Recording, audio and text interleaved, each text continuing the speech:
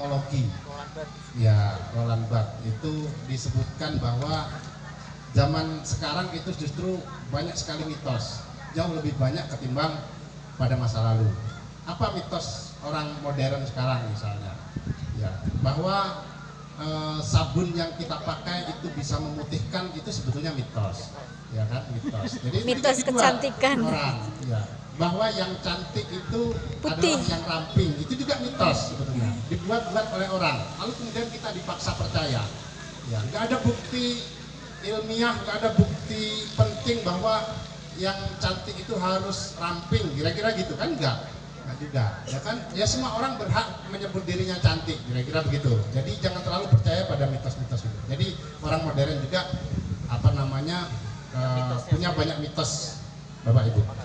Kemudian yang kedua soal apa ini, tapa malenggang, kesenian dan tradisi lisan atau tradisi. Nah, tradisi itu sebetulnya tidak ada yang asli, Bapak Ibu. Nggak ada tradisi yang asli yang dulu yang paling benar seperti ini itu nggak ada. Ya, tradisi itu semuanya ditemukan sebetulnya. Makanya ada orang menulis invention of tradition atau penemuan tradisi. Nah, tradisi itu ditemukan. Nah, misalnya begini, dulu Batanghari ini sebelum pecah menjadi 2 kabupaten punya satu batik Batanghari,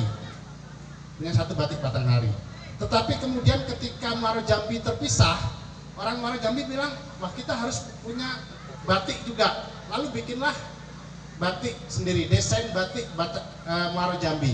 Jadi batik itu juga sebetulnya baru, ya, dibuat baru. Jadi nggak ada sebetulnya yang asli itu nggak ada. Oke, jadi itu Bapak Ibu. Apalagi, ya banyak contoh yang lain juga seperti itu sebetulnya. Dulu tari sekapur sirih itu nggak ada Bapak Ibu, tapi dibuat ketika masa gubernur. Ya, artinya dibuat baru. Siapa yang membuat, pencipta tarinya itu siapa? Adalah orang yang didatangkan dari Minangkabau. Ya, dari Minangkabau. Demikian juga banyak lagu Jambi itu yang membuat adalah orang yang berasal dari Sumatera Utara. Jadi sebetulnya yang asli dari kita itu apa?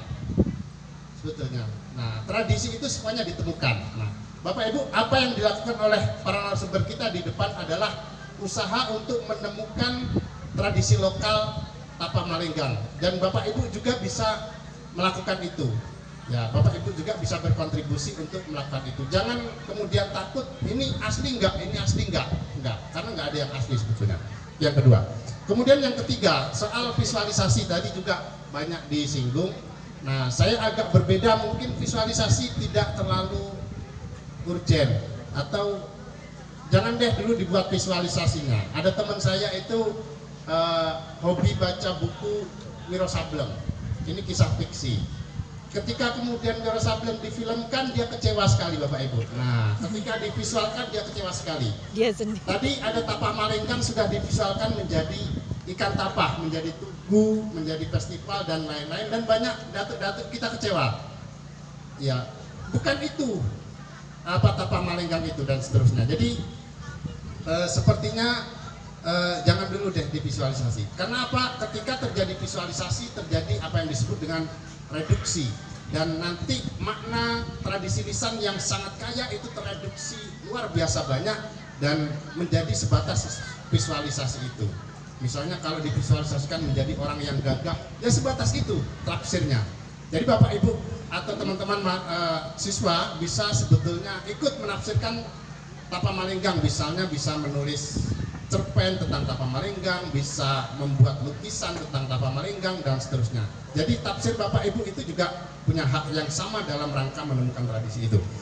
Bapak Ibu, saya kalau lihat proyek seperti ini sepertinya ingat satu proyek yang sama yang pernah dikerjakan oleh orang namanya Kuah Lifeng, ya, beliau orang dari Penang, Malaysia, dan di sana dia bikin proyek penemuan tradisi. Proyeknya disebut sebagai Museum Sejarah Komunitas, dan dia bekerja tidak dengan siswa-siswa SMA tapi bahkan dengan siswa SD dan TK.